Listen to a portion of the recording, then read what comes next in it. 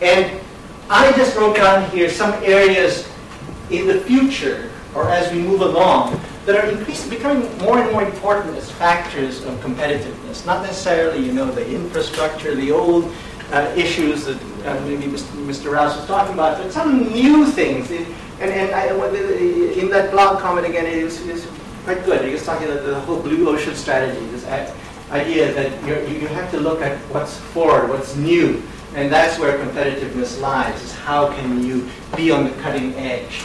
And you know, we've already talked about a lot of it. For example, you know, the advent of Disney is an attempt by the government to secure Hong Kong a position in the tourism sector. And that's something that's new, and also with media. You think about science and technology, what I was mentioning about Dr. Perry's.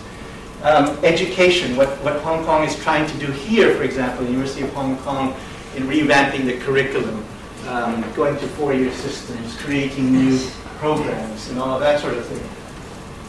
The environment has become a major point in the government and the community's agenda in recent years. And that's something fairly new, and that's an important aspect of being competitive.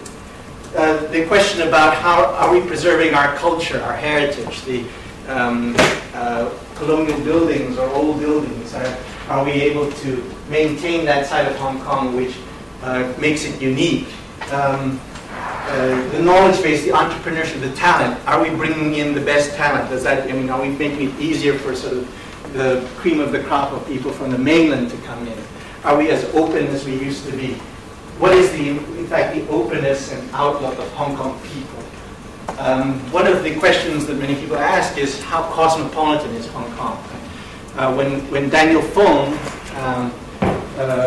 former Solicitor General of Hong Kong, came last year, he did sort of ask this question, you know, are Hong Kong people mainly involved in shopping? Do they, are they just too materialistic? Are they just looking at making money? They're not thinking about, you know, being philanthropic or giving.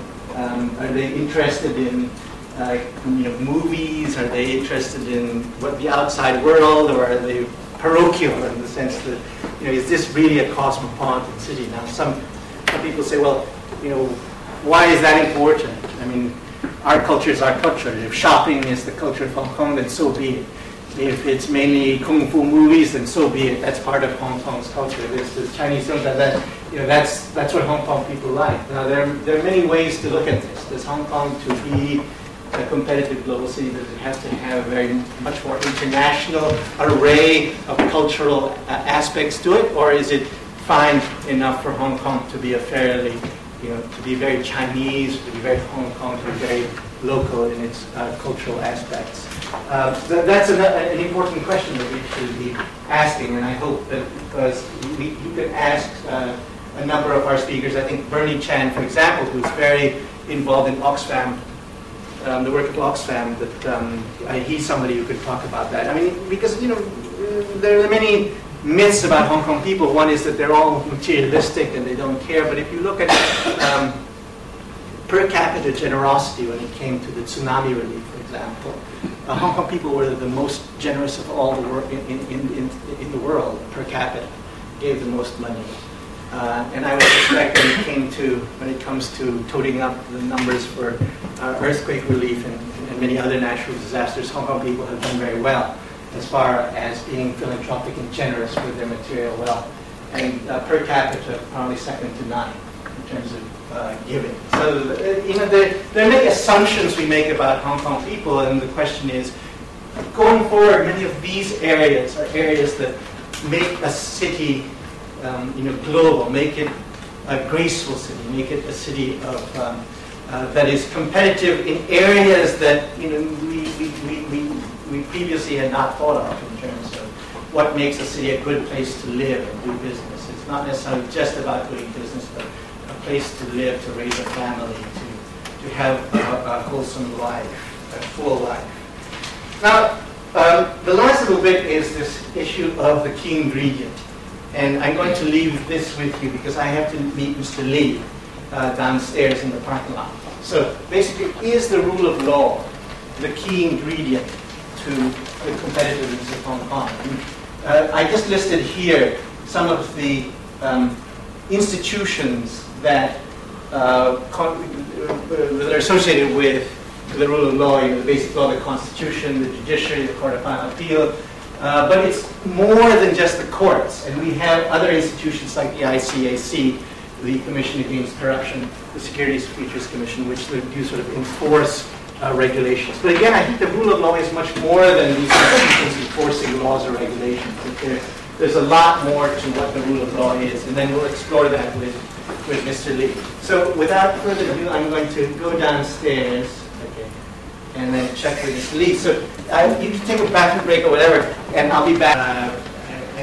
I want to keep this as informal as possible and really as much of a discussion, and for you to have the opportunity to ask Mr. Lee some questions. So if I could just start by thanking Mr. Lee for coming. I think he needs really no introduction. I'll call you Martin. I'll call you now. Yeah. All right. I think Martin needs no introduction in terms of. I first met him, I think, when I became Hong Kong correspondent for Adrian magazine and covered the first direct elections in 1991, I think it was. And I don't know if you remember, but I followed you campaigning in an open top bus as you went to the south side of the island with Lau Chin-sek and with Lei Chuk-yan, and it was quite an interesting time.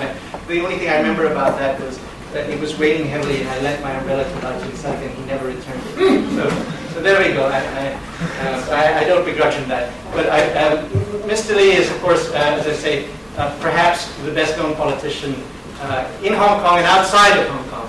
So without further ado, I just wanted to thank you, Mr. Lee, and our students, our undergraduates in varying disciplines: business, law, government law, journalism, social sciences, etc. And we have some students from overseas as well, from Hong Kong and mainland, from around Asia. I think many students will be coming in. Some people tend to arrive late. So what we've been focusing on in the last few classes is what makes Hong Kong competitive, globally competitive. And we've been looking at different. We had Mike Rouse in last week or the other week, where he talked about some of the factors, the geography of Hong Kong, the infrastructure, and specifically the rule of law. And I think I wanted to use that as the start. If I could ask you, what is the rule of law, and why do we say that Hong Kong has it?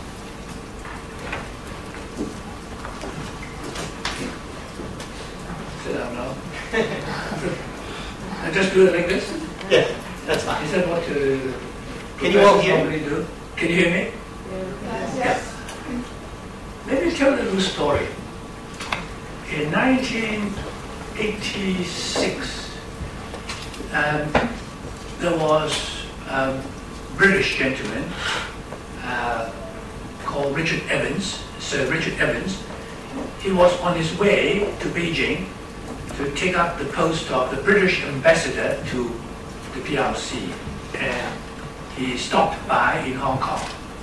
And the governor at the time was Teddy Yude. Some of you might not even know him. He invited me and some others to have dinner with Sir Richard Evans. Now, at that time, the Foreign Secretary in the British government was called Geoffrey Howe, spelled H-O-W-E. And the minister responsible for Hong Kong was called Richard Luce, spelled L-U-C-E. And I had prepared a little line for Sir Richard Evans, and on one of my compliment slips.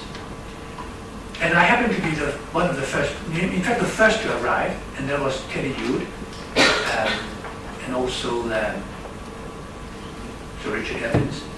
And I was introduced to him, and I said to him, lots of people will be telling you what to do about Hong Kong's future. And here's my contribution on a slip of paper in case you forget. On the slip of paper, I have typed a few words. How, spelled with an E. Yude, also spelled with an E. Luce, spelled with a C. How Yude Luce Hong Kong, but keep our judiciary independent. Because I know they're going to lose Hong Kong, return Hong Kong,